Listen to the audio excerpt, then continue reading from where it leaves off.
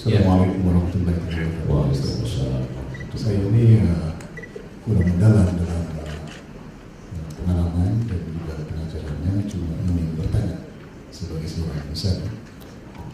Dalam Islam itu rukunnya 5. Yang pertama itu kalimat syahadat. Asyhadu an la ilaha illallah wa asyhadu anna Muhammadar Rasulullah. Ya Tuhan sama menikah Allah Muhammad itu Rasulullah. Zamannya Nabi Allah Ibrahim, zamannya Nabi Ismail. Waktu itu Rasulullah tidak ada. Adakah waktu itu Islamnya berbeda, belum disempurnakan, ataupun ajaran Islam ataupun ajaran agamanya berbeda sebelum Rasulullah? Karena rukunnya Islam itu 5. Mungkin waktu zaman Nabi-Nabi dahulu ibadahnya kepada Allah Subhanahu wa Ta'ala itu berbeda-beda pengajarannya. Tapi di sini disempurnakan dengan diturunkan Nabi Sallallahu Alaihi Wasallam. Jadi saya nak tanya sih Ustaz, perbedaan di zaman. Adakah waktu zaman itu Nabi Allah Ibrahim, Ismail tidak ada kesempurnaan Islamnya itu, ya, ataupun ajarannya berbeda-beda sehingga diturunkan masa zaman Nabi Muhammad Sallallahu Alaihi Wasallam itu? Baik, yang amat berhormat Datuk Syekh. Nabi Adam berdoa ketika dia bertaubat, Rabbana zalamna anfusana wa illam taghfir lana wa tarhamna lanakunanna minal khasirin. Selepas itu Nabi Adam menambah doanya, Allahumma inni as'aluka bihaqqi Muhammad. Ya Allah, aku memohon kepada Engkau berkat Muhammad, antaghfirali, ampunkan dosaku. Adam menyebut Muhammad. Tentu setengah orang confused sebab Muhammad datang sesudah Adam. Dari mana Adam tahu Muhammad? Allah bertanya. Allah bertanya bukan Allah tak tahu, Allah maha tahu. Tapi Allah nak bagi tahu pada sesiapa sahaja yang mengecilkan Muhammad. Maka Allah tanya, dari mana engkau tahu Muhammad ada, wahai Adam? Kata Adam, lamma khalaqtani, ketika engkau ciptakan aku, wa nafakhta fi ruhi, kau tiupkan ruh ke dalam jasadku, rafa'tu ra'si, ku angkat kepalaku. Aku pandang ada tertulis nama Muhammad di samping nama. Nama itu tertulis di kaki-kaki tiang-tiang arsy. Itulah dalil mengapa beberapa masjid menulis nama Allah Muhammad, Allah Muhammad. Lalu kemudian aku tak tahu nama itu siapa, tapi rasanya nama yang mulia tentulah bersanding dengan nama-Mu ya Allah. Maka aku bertawassul kepada Engkau melalui nama Muhammad sallallahu alaihi wasallam. Kisah ini disebutkan oleh Sayyid Muhammad bin Alawi bin Abbas Al-Hasani Al-Maliki dalam kitab Mafahim Yajib An-Tusahhah. Bahkan Ibnu Taimiyah dalam kitab Majmu' Fatawa menyebutkan beberapa hadis tentang Adam minta ampun kepada Allah dengan menyebut Muhammad sallallahu alaihi wasallam. Jadi persaksian bahwa la ilaha illallah, tiada Tuhan selain Allah, bahwa Muhammad Rasul utusan Allah sudah ada sejak Adam alaihissalam berdasarkan riwayat-riwayat yang sahih. Yang menjadi masalah adalah syariatnya berbeda. Makanya kata Allah, likullin ja'alna minkum syir'atan wa minhaja. Setiap nabi-nabi itu kami jadikan syariat yang berbeza. Salat zaman Nabi Sulaiman tak sama dengan solat dengan zaman Muhammad SAW. Makanya banyak menyebut Nabi Sulaiman meninggal ketika sedang solat, padahal dia berdiri. Ketika lapuk tungkatnya dimakan rayap, dia jatuh. Kalau begitu solat zaman Nabi Sulaiman itu tak ada rukuk sujud, dia tegak saja berdiri. Sedangkan zaman Nabi Isa alaihissalam sujud. Itulah mengapa kita lihat pemimpin-pemimpin tokoh Kristian begitu sampai ke suatu kawasan dia sujud. Sedangkan syariat sempurna zaman Muhammad SAW, semua solat dalam nabi-nabi itu disatukan dalam solat Muhammad SAW. Makanya solat Nabi Muhammad ada tegak, ada ruku, ada sujud, ada tasyahud, ada salam.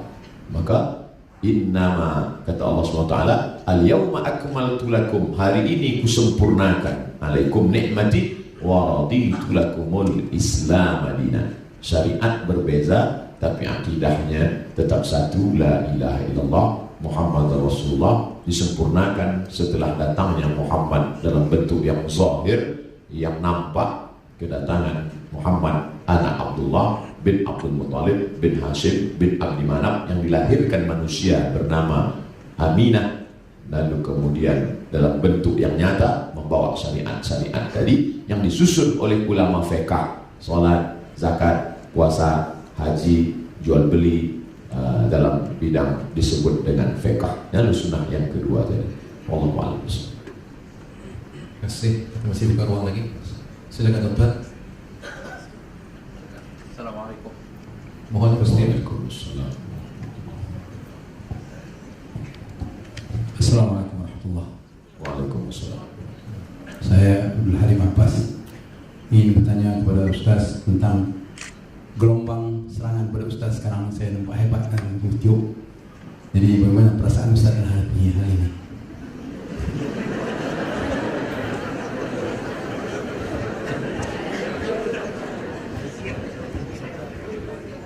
Saya manusia biasa yang ada rasa takut, cemas, sedih, marah, iba, ada emosi. Ketika Abu Bakar Siddiq di Jabal Thur berdua dengan Nabi Muhammad SAW, lalu Abu Bakar menengok kaki kafir Quraisy. Kalaulah orang kafir Quraisy itu memandang ke bawahnya Muhammad, nasib baik malam itu kafir Quraisy menengok ke atas. Kalau dia memandang ke bawah, pasti dia tengok kita. Apa kata Nabi? Ma zannuka bisnaini. Kalau kau sangka kita di sini berdua, fallahu salisuhuma, maka Allah yang ketiga. Apa pelajaran dari kisah hijrah itu? Bahwa orang selevel Abu Bakar pun tetap ada takut. Abu Bakar, apalagi Abu Somad.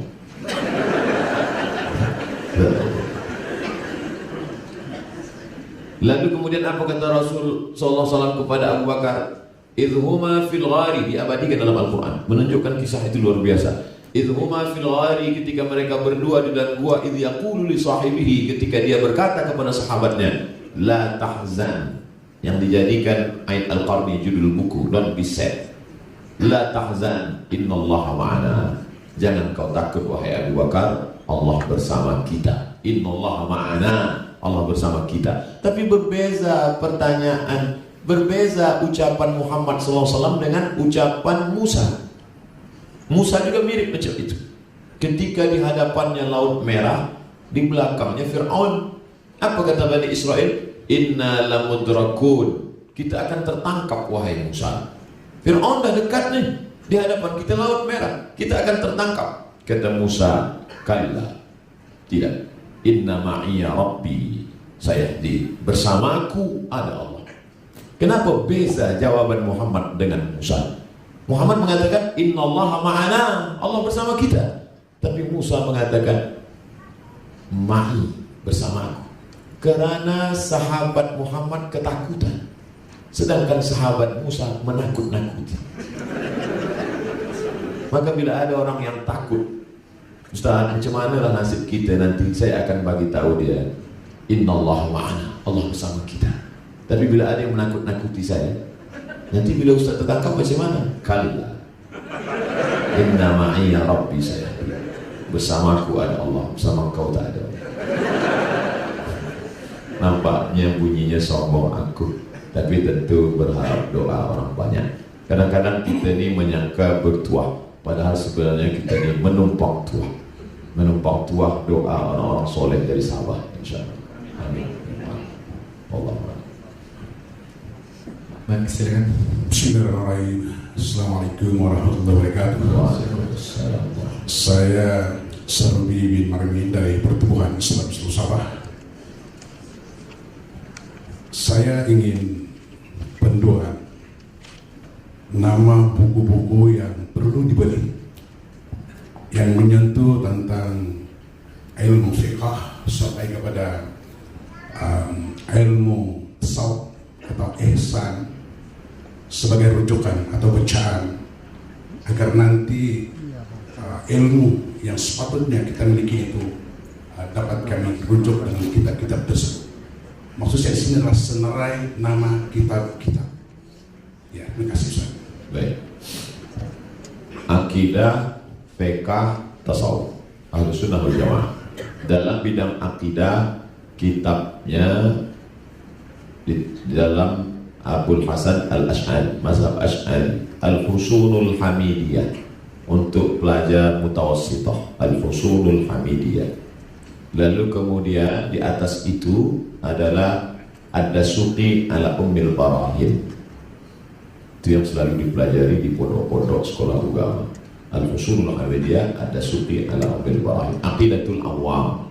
Tapi bila yang nak simple, bahasa Melayu, bahasa Indonesia, ditulis oleh Kiai Haji Idrus Romli, sifat 50, sifat 20 dengan lawannya sekali, kemudian sifat jaiz, sifat mustahil, sifat wajib, semua dia kumpulkan 50, sifat 50 untuk supaya mudah yang bahasa Melayu. Ini akidah Ahlus Sunnah wal Jamaah. Dalam bidang fiqh, asas sekali matan takrib.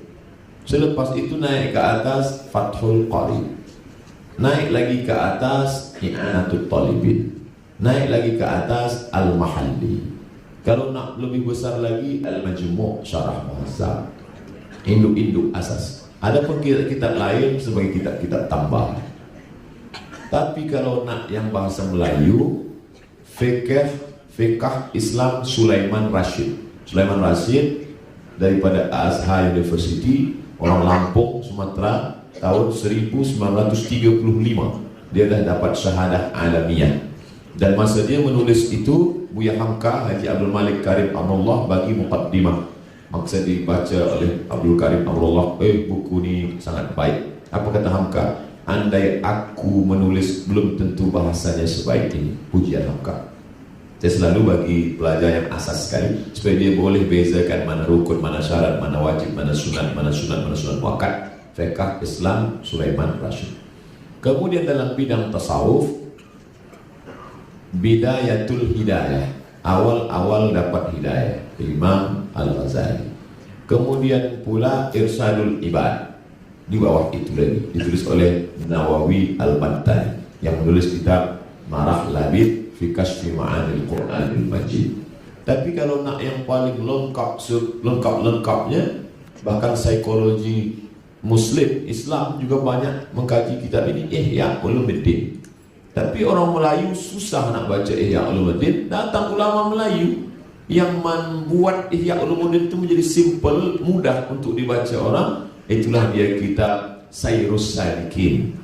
Sayrus Salikin itu sebenarnya intisari daripada Ihya Ulumuddin. Sayrus Salikin ditulis oleh Syekh Abdul Somad Al-Falembani, Palembang, Sumatera. Dan beliau meninggalnya di Kedah. Masa kerajaan Kedah diserang oleh Siam. Bangkit semangat jihad dia, pergi dia dari Sumatera, pergi ke Kedah dan mati syahid.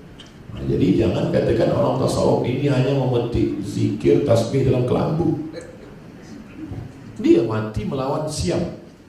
Masa kerajaan Siam menyerang kerajaan Melayu Kedah. Oleh sebab itu maka mereka sudah mutu qabla an tamutu, matilah kamu sebelum mati. Sampai hari ini kitab Sayyus Salikin yang merupakan intisari Ihya Ulumuddin masih dikaji di beberapa surau, masjid, pondok di Sumatera, khususnya di Palembang, di Riau, masih ditulis oleh Syekh Muhammad Syekh Abdul Somad Al-Falembani. Saya ingat itu karena namanya sama nama saya. Wallahualam. Itulah 3 yang saya ingat tentang kitab-kitab untuk 3 spesialisasi. Ya, terus sekali silakan yang dibantu Musin. Assalamualaikum warahmatullahi wabarakatuh. Saya mohon penjelasan mengenai dengan rahmatan lil alamin. Islam itu adalah rahmatan lil alamin. Mohon diperjelaskan. Masih. Alam dalam bahasa Arab masih wallah, itu arti alam. Segala selain Allah maka dia alam. Rahmatan lil alamin, Islam ini menjadi rahmat bagi segala. Adakah Islam ini menjadi rahmat bagi kambing? Kenapa Ustaz tiba-tiba ingat kambing? Tadi makan kambing. Datuk Seri bagi Ustaz makan kambing. Adakah Islam ini menjadi rahmat bagi kambing?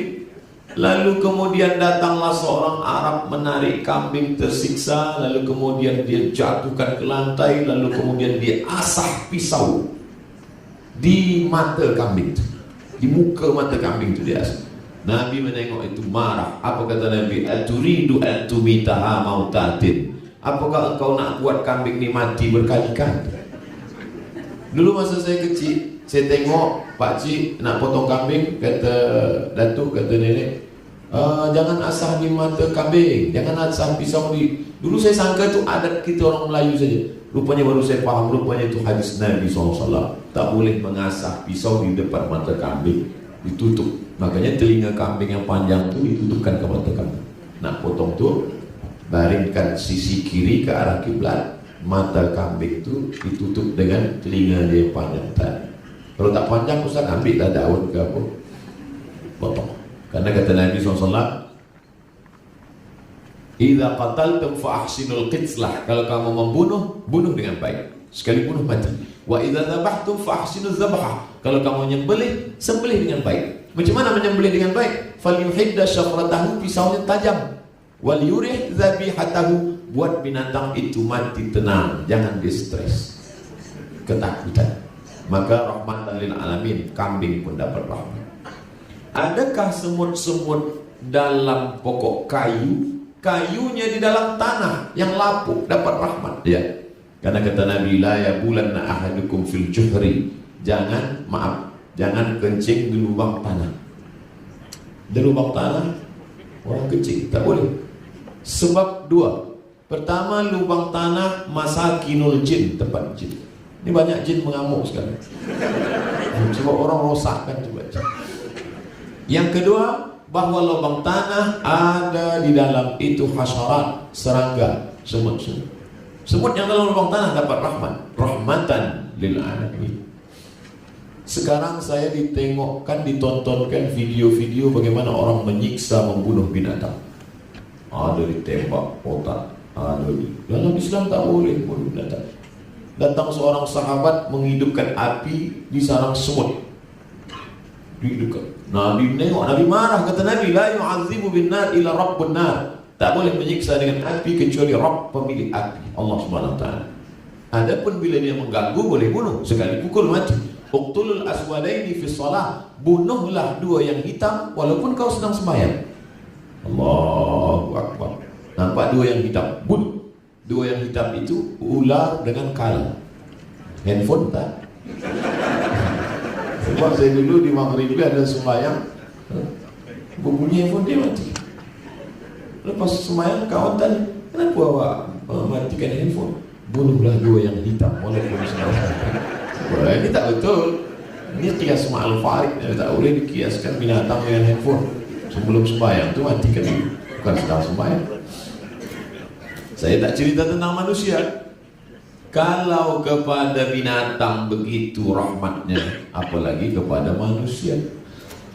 Satajiduna rijalan fis sawami. Khutbah Nabi masa melepas tentera ke Mu'tah. Ada satu kawasan namanya Mu'tah. Nanti kamu akan merebut Mu'tah. Satajiduna rijalan fis sawami. Kamu akan berjumpa dengan orang-orang yang di temple, church, padri, pendeta. La ta'ridu lahum, jangan ganggu mereka. La taqtulu sabiyan murdi'ah, jangan bunuh budak kecil. Wala syaikhan faniya, jangan bunuh orang tua renta. La tahdimu buyuta, jangan rusak, jangan rosakkan rumah. La taqta'unna syajaratan, jangan cabut pokok kayu. La taqiranna nakhlan, jangan potong pokok korma, karena korma makan mereka. Mana akhlak ini? Oleh sebab itu, seorang perempuan bernama yang menulis buku History of God, kemudian dia tulis bestseller, dia tulis buku satu lagi History of Prophet Muhammad. Di situ dia sebutkan Karen Armstrong. Di situ dia ceritakan bagaimana dulu ketika mereka merebut Palestina, Baitul Maqdis, seorang penguasa non-muslim berjalan di atas sungai darah. Dia sembelih manusia sampai kudanya boleh berenang dalam lautan darah. Tapi manakala Islam mengambil kekuasaan Palestina dengan aman dan damai, kunci pintu Palestina diserahkan kepada Sayyidina Umar ibn al-Khattab. Saya tak nak bagi kunci Palestina kecuali langsung kepada Umar bin Khattab. Bila orang lain saya tak nak. Sebab dia nak tengok Umar tu macam mana. Dia sangka Umar bin Khattab akan datang dengan baju sutra, dengan baju emas, dengan... Tiba-tiba dia tengok dari kejauhan ada 2 orang naik unta. 2 orang. Satu di bawah, satu di atas. Sudah dekat, dia tak tahu yang mana Umar bin Khattab. Sedang Umar dengan hamba sahaya dia berganti-gantian. Bila aku letih, aku di atas, engkau di bawah. Ya, kita berganti. Dah dekat ke pintu Palestin, kebetulan masa itu giliran Umar di bawah, budaknya di atas. Terkejutlah sang pemegang kunci Palestin. Inikah Umar bin Khattab itu? Iya. Ternyata mereka dimuliakan, dihormati bukan kerana yang lain-lain, tapi kerana ada rasa takutnya dalam hati kepada Allah. Ada rasa takutnya dalam hati kepada Allah. Rasa takut itulah yang membuat musuh itu takut, getar. Nuziktu birrahbi, nusirtu birrahbi masirata syahrin, kata Nabi. Aku diberikan Allah pertolongan, musuhku takut dalam perjalanan sebulan. Sebulan lagi Nabi belum sampai, musuh sudah ada rasa takut. Itu juga yang dialami Umar bin Khattab. Sebulan lagi Umar nak sampai, musuh sudah takut. Tapi saya cakap dia, musuh saya tak takut. Wallahualam. Baik, kita buka satu saja lagi kepada golongan awam.